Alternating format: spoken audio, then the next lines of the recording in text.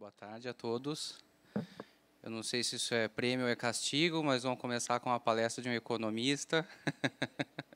Acho que muitos aqui não trabalham com a área econômica, então tomara que eu consiga acrescentar alguma coisa para a área de vocês, alguma perspectiva.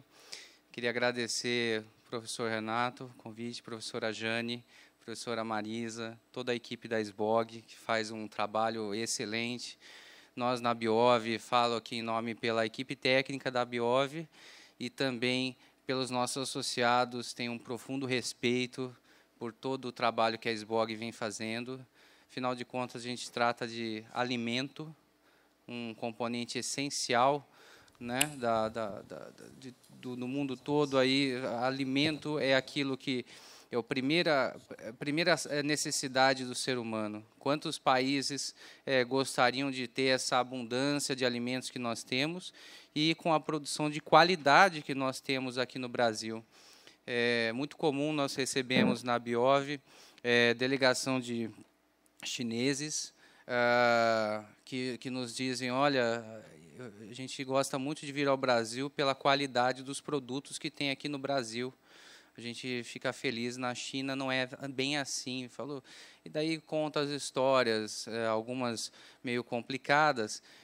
Felizmente, aqui no Brasil, a gente não passa por isso. A gente é um país respeitado pela qualidade dos nossos produtos e é um país exportador, né? Então, vou falar um pouquinho do mercado de óleos vegetais. O que tem acontecido e o que pode vir a acontecer nessa análise de conjuntura. Tá? Não vou fazer aqui cenários de perspectivas de longuíssimo prazo, porque tudo isso depende de uma série de fatores, mas talvez falar um pouquinho desse ano, do ano que vem, alguma coisa próximo disso. Tá? O que a gente tem hoje no mundo? Deixa eu ajeitar um pouquinho aqui. Nós estamos falando no mundo de uma produção de óleos vegetais razoavelmente equilibrada, onde você tem aí uma maior participação de óleos de palma e palmiste, óleo de soja, canola, seguido de girassol, gorduras animais e depois uma categoria outros, que se a gente for dividir, acaba ficando muito disperso. Então, razoavelmente equilibrada a produção desses óleos em termos de oferta mundial. Cada país acaba concentrando uma produção maior de um tipo ou outro de produto.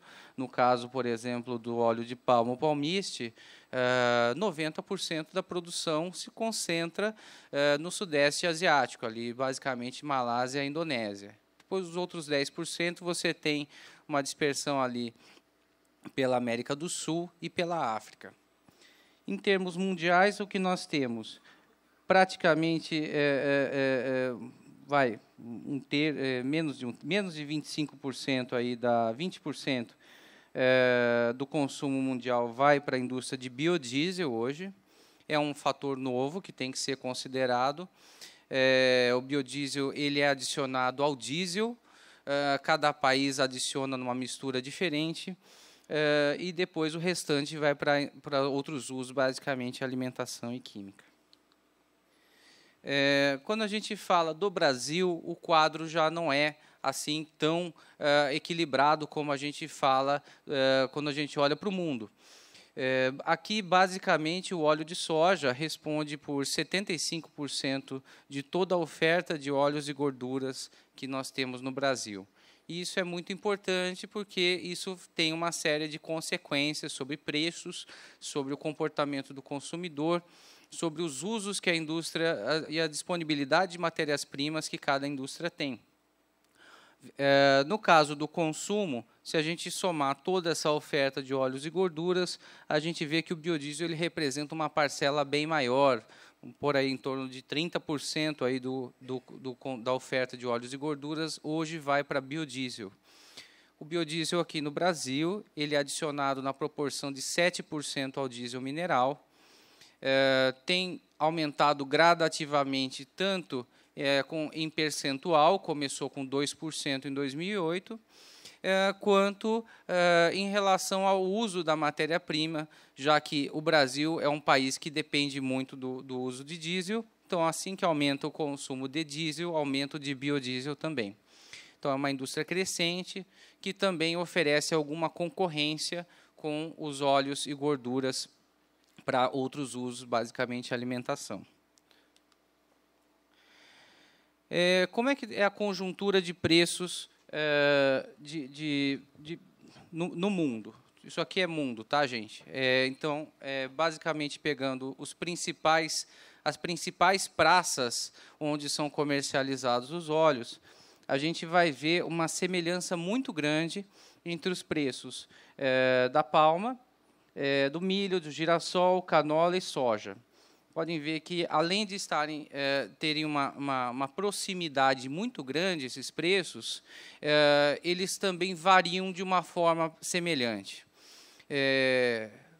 Os senhores sabem muito melhor do que eu acabo aprendendo com vocês, mas isso se deve à possibilidade de substituição entre um óleo e outro, entre uma matéria-prima e outra, para os diversos usos.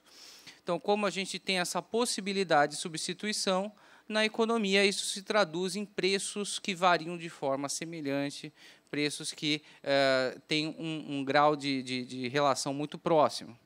Diferente do azeite, que, a meu ver, é um produto muito mais direcionado ao consumo humano direto, é visto de uma forma diferenciada pela população, então você tem realmente um preço que se destaca dos demais.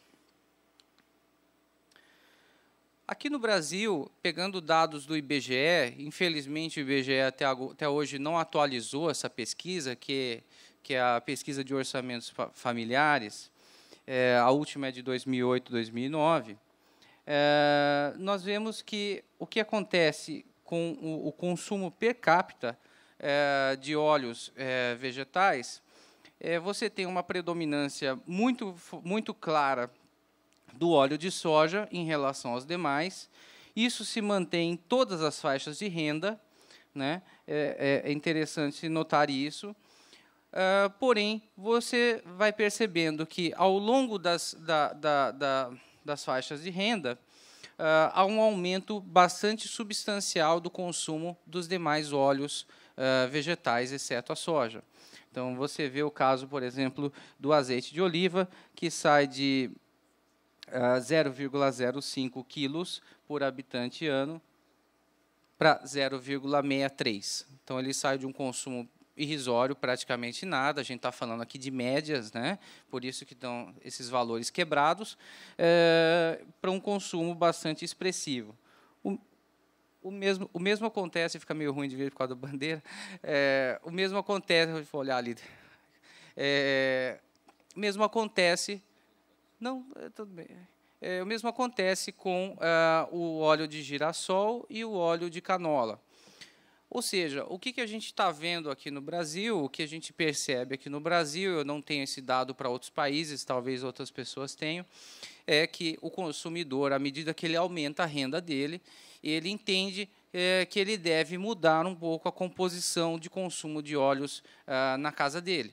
Ele entende que outros produtos passam a ter um valor para ele, um valor nutricional, enfim, sabor, que ele aprecia, e, para isso, ele passa a dedicar uma parcela da renda dele para esses produtos. Isso é interessante, dado que nós temos aqui no Brasil uma relação de preços que é muito diferente do que a gente vê no mundo. Qualquer supermercado que se vá, a gente vai perceber que o óleo de canola, que o óleo de girassol, geralmente ele tem um preço bem maior do que o óleo de soja. Em alguns casos, 2 vezes o preço. Enfim, por que isso? As empresas estão erradas em cobrar esse preço? Não estão erradas. Na verdade, o que elas percebem é que a demanda do consumidor, ela captura, ela oferece esse excedente, né? E ela captura isso na forma de preços. Isso viabiliza uma série de custos que as empresas têm hoje, principalmente na importação desses óleos. Afinal de contas, esses óleos têm que ser trazidos da Europa, por exemplo, você tem que lidar com toda uma burocracia hoje que existe no Brasil para você importar produtos, você tem todo o restante do custo Brasil envolvido nessas operações, enfim, e a gente está trabalhando com um produto diferenciado. Isso acontece em qualquer indústria você tem produtos com preços diferentes, refletindo a percepção do consumidor. Então, está aqui o consumo aqui de óleos per capita na população brasileira. Vai ser muito interessante quando o IBGE ele atualizar essa pesquisa, porque a gente vai tentar abordar como que, pegando aí 7 anos, tudo bem, os últimos 2 anos o Brasil não cresceu tanto, mas ainda assim a gente teve, até 2013, um crescimento forte da renda, principalmente das camadas de renda mais baixa aqui no Brasil. Então, vai ser interessante ver se houve uma mudança nesse perfil de consumo. Aqui um dado para vocês conhecerem, só para terem uma ordem de grandeza com relação ao biodiesel. O que nós temos hoje? A gente pode ver pelo gráfico, as barras em laranja mais escuro, que é uma indústria que cresce bastante rápido. Podem ver que tem alguns momentos onde a curva ela parece que fica mais estável, né? A gente olha ali, por exemplo, entre 2010 e 2013, o crescimento não é tão acentuado. Por que isso aconteceu? Porque a mistura era 5%. Ela se manteve em 5% nesse período, e foi só a partir do momento que ela passa para 7%, em meados ali de 2014, 6% e depois 7%, que você vê uma nova explosão do consumo, né? Então, o que está acontecendo é isso. Pelo lado da curva em laranja mais claro, as barras mais claras, a gente vê a capacidade de produção. Então, a gente pode notar que, em todos os anos, nós temos uma ociosidade na indústria produtora de biodiesel. Por que isso acontece? Porque o ritmo de crescimento da mistura do biodiesel feito pelo governo foi diferente daquilo que os empresários esperavam. Os empresários esperavam um ritmo de crescimento mais forte, um aumento da mistura mais rápido. As projeções indicavam que já em 2015 nós teríamos 10%, então houve uma reação do setor privado fazendo novas indústrias. Algumas delas tiveram problemas, pode ver que em 2014 há uma pequena queda na capacidade de produção, mas em 2015 isso já volta a crescer. O que nós temos hoje na indústria de biodiesel? Temos tanto indústrias integradas, verticalizadas, né, onde você tem a atividade de processamento junto com a atividade de refino para biodiesel, quanto empresas independentes que adquirem o óleo do mercado. O que no início do programa parecia que as empresas independentes iriam sumir do mercado, não aconteceu. Você vê empresas aí com boa gestão, independentes, que estão trabalhando e muito bem no mercado. As perguntas ficam depois? Tá. Então, está aqui uma visão de futuro, pensando já um futuro não mais tão longe, né? Engraçado essas coisas, a gente fala futuro, pensa tá 2020 já está aí quase, né, gente? A gente está já quase em 2016, a gente está em agosto, mas quando a gente pensou isso foi lá para 2013, assim, a gente já fala, nossa, que 7 anos, já está aí. O que está faltando para aumentar a mistura do biodiesel é um pouquinho mais de alguma boa vontade de algumas partes aí para fazer testes de motores, mostrar que é possível aumentar a mistura, apesar da gente já saber que diversos motores já saem prontos de fábrica até para B30, 30% de biodiesel. Mas, enfim, precisamos fazer alguns testes de motores, mostrar, adequar alguma coisa da legislação tributária, que não é nada simples no Brasil, uma série de tributos aí que um conflita às vezes com o outro. Então, estamos fazendo esses trabalhos para que em 2020, se tudo der certo, a gente chegue com 10% de biodiesel já no diesel. Vai ser bem interessante, a gente tem potencial para isso, visto que nós temos capacidade industrial e também matérias-primas. Esse aqui eu vou pular, isso aqui é só uma equação para aquilo que eu gostaria de mostrar, que é realmente esses dados aqui. O que eu quero mostrar com esses gráficos aqui, essas barras? Esse é um trabalho que eu vou publicar, não deu tempo ainda de concluir os cálculos aqui todos para apresentar no Congresso, mas a questão é o seguinte, o que dá para ver, eu gostaria que vocês fixassem o olhar naquela valor 1. Por que o valor 1? Porque ele é uma referência em relação à elasticidade. Quando a elasticidade preço ela é maior do que 1, significa o seguinte, que se o preço aumentar 1%, a demanda ela tende a cair mais do que 1%.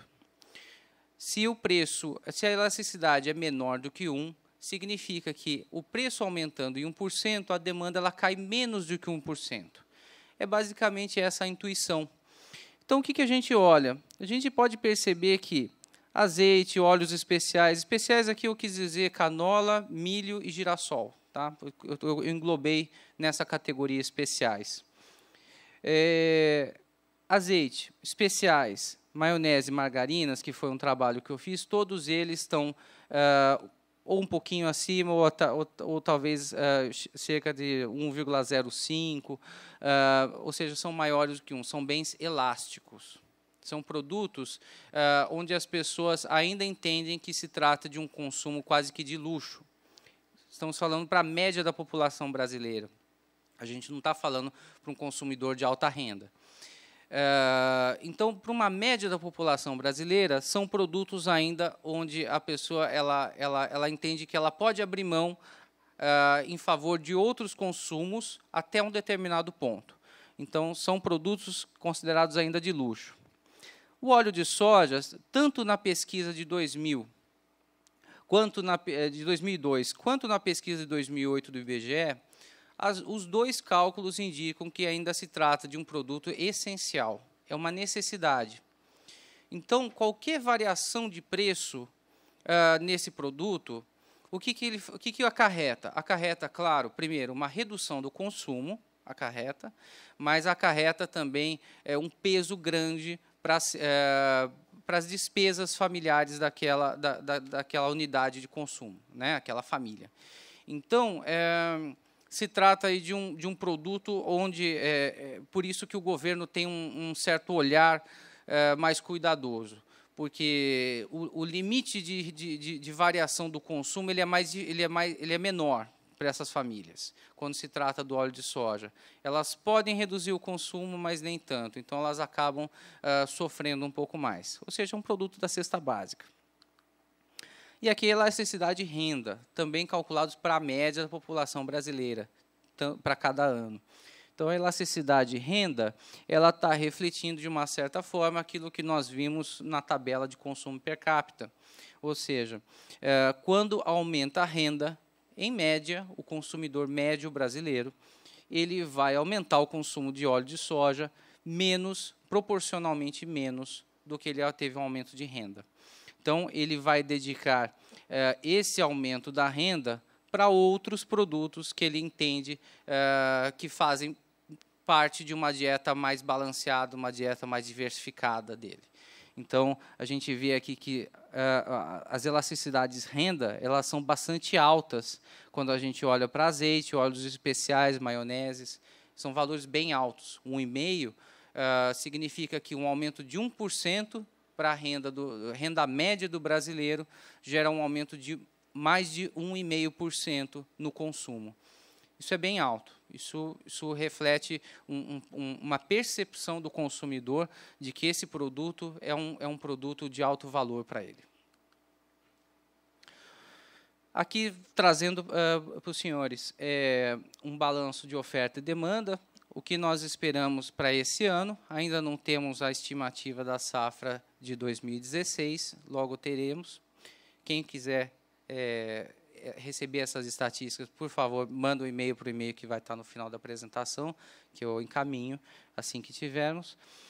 Mas o fato é que nós temos hoje uma produção de mais de 94 milhões de toneladas de soja. Isso coloca o Brasil de longe como o segundo maior produtor de soja do mundo. O primeiro é Estados Unidos, o segundo é Brasil, o terceiro é Argentina. Juntos, os três países respondem por mais de 80% da oferta mundial de soja. Então, temos aqui 94 milhões de toneladas, um processamento de, infelizmente, apenas 40 milhões de toneladas. A gente deixa de processar mais de metade da safra brasileira. A consequência disso é que nós exportamos empregos, nós exportamos renda para os países que compram a nossa soja em grão. Nós poderemos produzir mais farelo, mais óleo para fazer todos os usos que esses produtos permitem, mais rações, mais carnes, mais biodiesel, mais óleos refinados, mas a gente não consegue. Isso é basicamente uma questão tributária. A questão tributária hoje no Brasil é uma necessidade, é uma urgência. O Brasil ele tem que enfrentar essa questão tributária, que não se trata só de carga tributária, não é só a questão da quantidade de impostos que nós pagamos, mas é a complexidade dessa carga. Chega-se ao absurdo de ter que convocar uma comissão de tributaristas na Biov, com 12 pessoas, por exemplo, especialistas em PIS e COFINS, e ficam ainda em dúvida sobre uma determinada redação. São pessoas especialistas, gente. Você imagine a complexidade disso para uma indústria menor, uma indústria que não tem à disposição, de repente, contratar uma consultoria, uma associação para discutir esses assuntos. Então, a gente tem que enfrentar essa questão tributária. E é isso, o resultado é isso. Nós temos hoje um país com grande produção agrícola, um processamento muito abaixo do que poderia ser feito, produção de farelo e óleo, exportamos bastante farelo, isso é bom. O consumo de óleo tem crescido bastante no Brasil, por conta também do biodiesel, e temos aí mais de 50 milhões de toneladas de matéria-prima que nós poderíamos dar aqui um destino melhor, gerando mais empregos. E o desafio?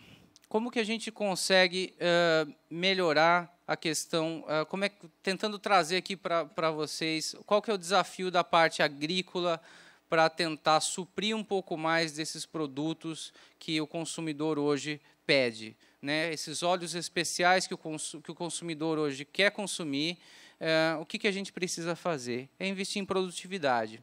Se a gente olhar as culturas onde o Brasil é exportador, soja, caroço de algodão, excelente. Olha, a produtividade só cresce ano a ano, e ainda assim a gente vê a soja já partindo de um patamar bastante alto, 2.500 quilos por hectare. O caroço de algodão é muito claro aí o aumento da produtividade. Mas se a gente olhar o girassol, a canola, nós estamos realmente muito abaixo dos principais países produtores. E eu me refiro aqui a leste europeu, né, países da Europa Central, que têm investido nessas culturas há muito tempo, e nós precisamos correr atrás do prejuízo. Se a gente tem um mercado consumidor aqui dentro que valoriza esses produtos, nós precisamos colocar as nossas instituições de pesquisa, públicas, privadas, para melhorar a produtividade dessas culturas. Então, algumas conclusões aqui trago para os senhores. Então, o biodiesel ele aumentou a demanda por óleos vegetais. Hoje é um produto que merece a atenção de todos nós, pelos seus potenciais, porque nós podemos aumentar o uso aqui no Brasil, ajuda a tornar a nossa matriz energética mais limpa, mais renovável, é interessante, gera empregos. A oferta é adequada e pode crescer ainda mais com o processamento da soja in natura. Nós podemos pegar aqueles 50 milhões de toneladas de soja e dar um uso muito mais produtivo, muito mais rentável para o país do que simplesmente gerar empregos na China. Aqui a gente também precisa de empregos, principalmente nas regiões do interior do Brasil, onde você não tem outras alternativas, muitas vezes. Você está falando de regiões, por exemplo, de Goiás, de Mato Grosso, que são essencialmente dependentes da agroindústria. Precisamos valorizar a agroindústria.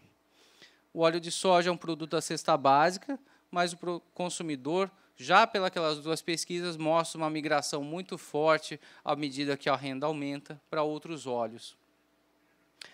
E a produtividade agrícola é o desafio. Precisamos realmente colocar aqui um esforço maior, já que a gente está falando aqui de uma necessidade de produção de óleos. Alguns casos, alguns fatores conjunturais podem até ajudar nisso. A gente está falando de câmbio, por exemplo. O câmbio encarece as importações. Vamos aproveitar, então, esse momento do câmbio para tentar investir nas nossas lavouras, né? A gente está falando, por exemplo, de um caso de uma doença na produção de azeite na Itália, que pode prejudicar a oferta de azeite de oliva. Então, vamos aproveitar para investir. Sempre surgem notícias, surgem pesquisas aqui, produção ainda pontual. Eu acho que a gente precisa encarar isso como um desafio e colocar uma meta. Colocar uma meta em 10 anos, queremos estar em determinada posição. Enfim, eu acho que isso vai trazer tranquilidade, não é questão da gente fechar mercado, não é nada disso. É só a gente ter uma oferta doméstica que permita com que as indústrias possam trabalhar com mais matérias-primas com uma certa tranquilidade de abastecimento e não ficar dependendo tanto de importações. Então é isso. Quem precisar, qualquer contato com a Biov, por favor, pode me escrever, pode falar comigo. Quem quiser receber as estatísticas, a gente está à disposição. Obrigado.